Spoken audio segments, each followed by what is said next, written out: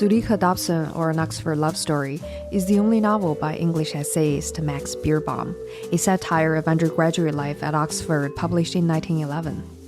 The book largely employs a third-person narrator limited to the character of Zuleika, then shifting to that of the Duke, then halfway through the novel suddenly becoming a first-person narrator who claims inspiration from the Greek muse Clio, with her all-seeing narrative perspective provided by Zeus.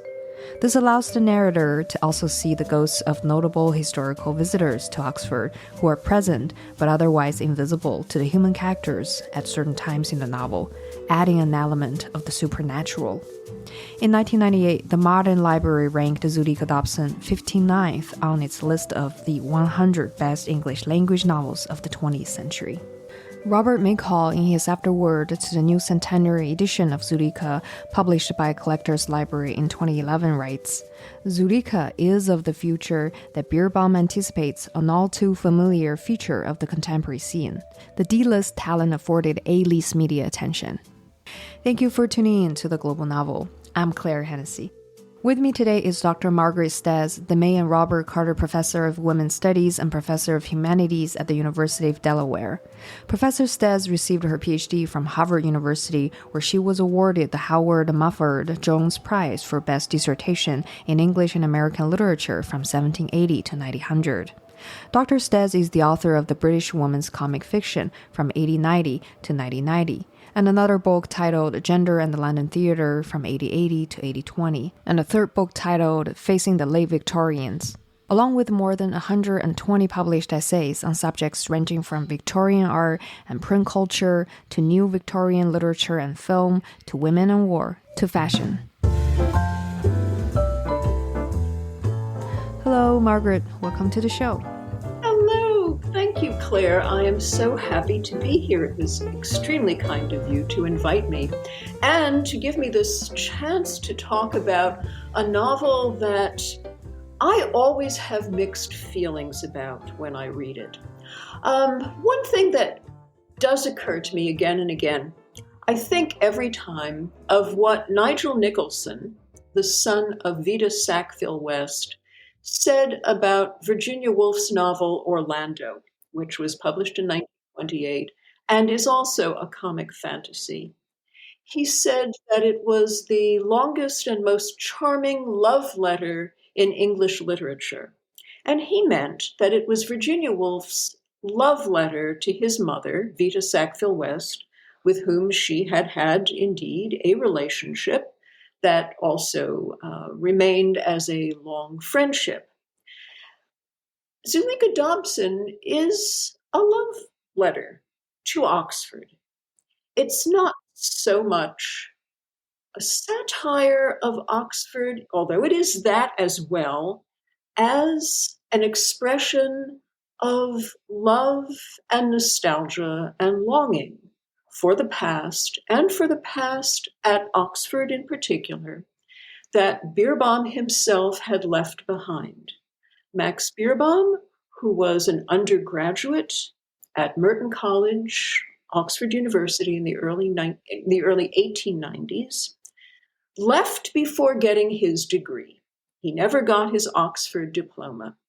He decided to go to London and be a star, be a celebrity of the decadent world, where he quickly took that world by storm with one of his very first publications, which was an essay in the first number in April 1894 of the Yellow Book. It was the beginning of Max Beerbohm's celebrity, but it was also the beginning of his very mixed feelings about the idea of celebrity. And that, more than Oxford, is what he satirizes in Zuleika Dobson. He makes fun of the desire to be admired and of the consequences of falling under the spell of a celebrity. Meanwhile, though, he looks and thinks and writes about the beautiful world of Oxford, which stayed with him even after he had left England. This novel was published in 1911, but he had been working on it for at least 12 or 13 years, beginning it in the 1890s. And he finished it and published it 1 year after, in 1910, he left England forever. He came back during both world wars because he had to, but he officially moved and created a permanent home in Rapallo, Italy, with his new bride, Florence Kahn, who was herself an actress, a Jewish American actress. And thinking back to the world of Britain, of England, of Oxford that he knew in the early 1890s fueled this novel as much as anything else did. It's truly great to talk about this brilliantly composed comic fiction by Max Beerbohm. And speaking of the author, I'm sure you have done such a wonderful job in familiarize our listeners with everything that we need to know about the author. I'm actually quite aware that you are recently the co-curator of an exhibition at the New York Public Library that is running until January 28th. And the exhibition is titled Max Beerbohm, The Price of Celebrity. What an exciting title. How is the exhibition going? I'm sure one can learn a great deal about Max Beerbohm from this exhibition, right? Well, I hope so. Mark Samuels Lassner and I co-curated this. He is Senior Research Fellow at the University of Delaware Library, Museum, and Press. And the exhibition has an online presence too. So if you go to a search engine and look for Max Beerbohm, The Price of Celebrity, NYPL, meaning New York Public Library, will come up and you can see all of the items that are on display there and read the text of all of the labels, because I wrote all of those labels. I was also the one who came up with the subtitle of The Price of Celebrity, because it seemed to me that we live now in an age that is dominated by celebrity.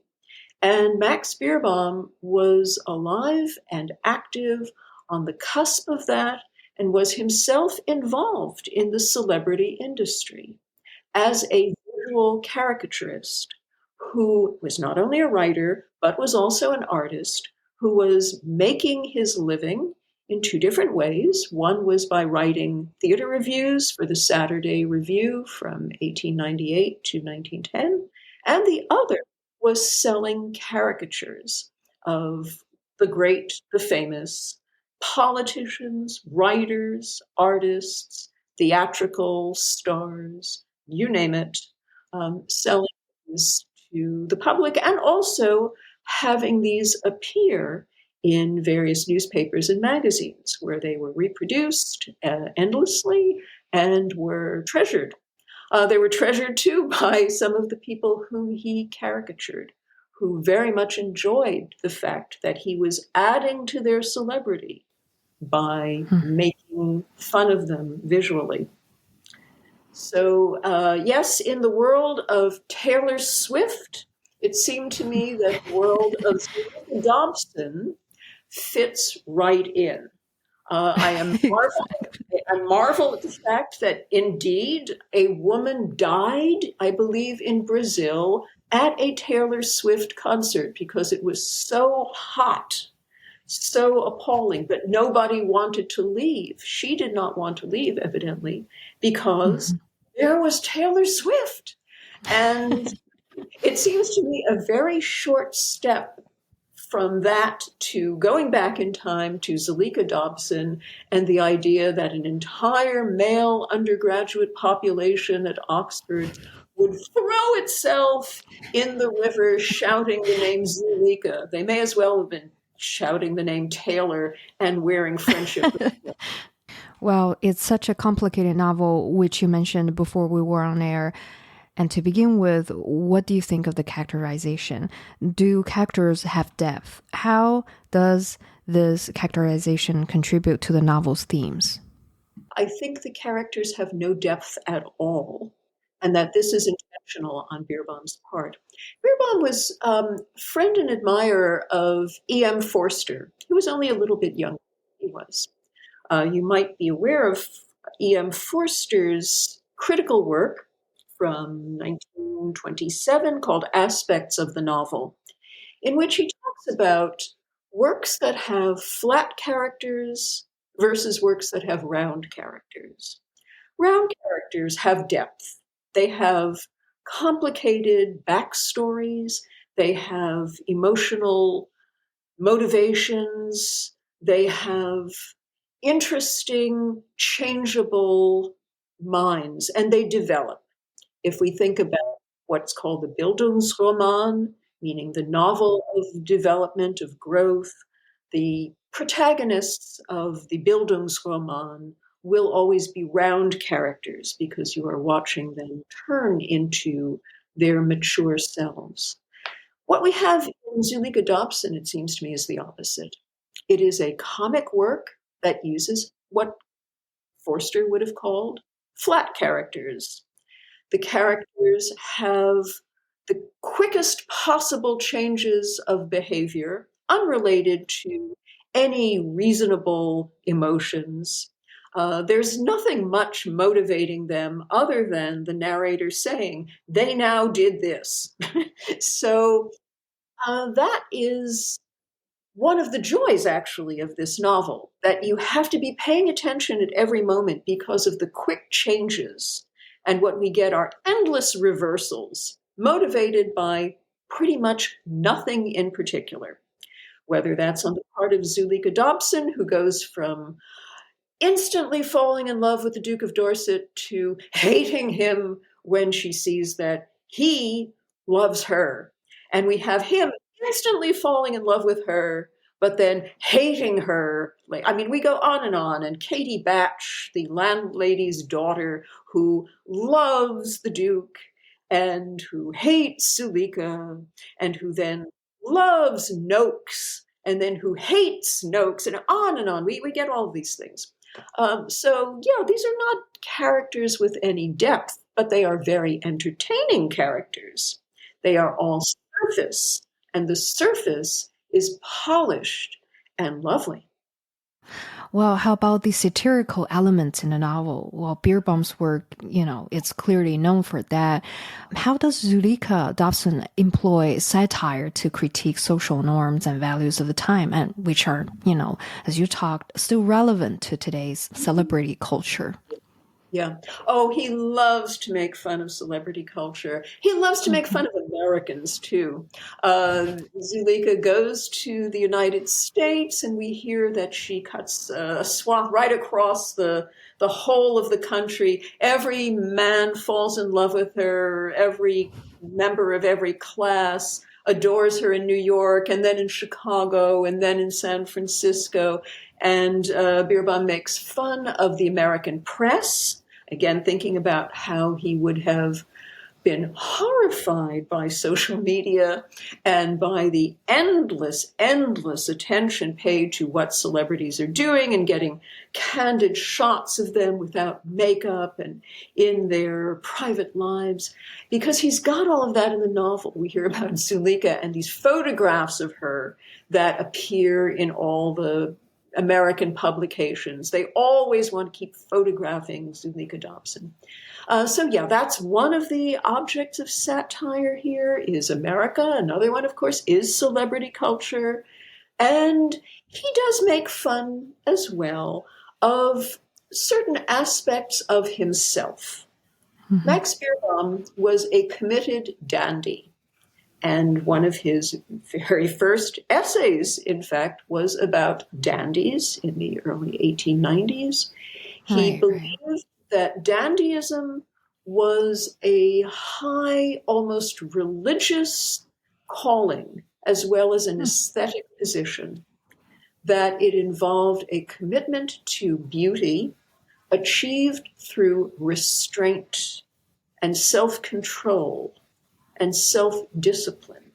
And that applied both to clothing, to how the dandy dressed, never too much always just enough, always in harmony, all the parts, but also how the dandy acted, that the dandy had to be a gentleman. He wasn't interested in women dandies at all. That's a whole other subject about Max Beerbohm and women. But the dandy had to be a man of restraint and self-discipline. Max Beerbohm loved the work of Oscar Wilde. He was great friends with Oscar Wilde, but he wrote satirically about Wilde, and he did some vicious visual caricatures of Wilde because he thought that Wilde was not self-disciplined and self-controlled, whether in his sexuality or in his eating and drinking.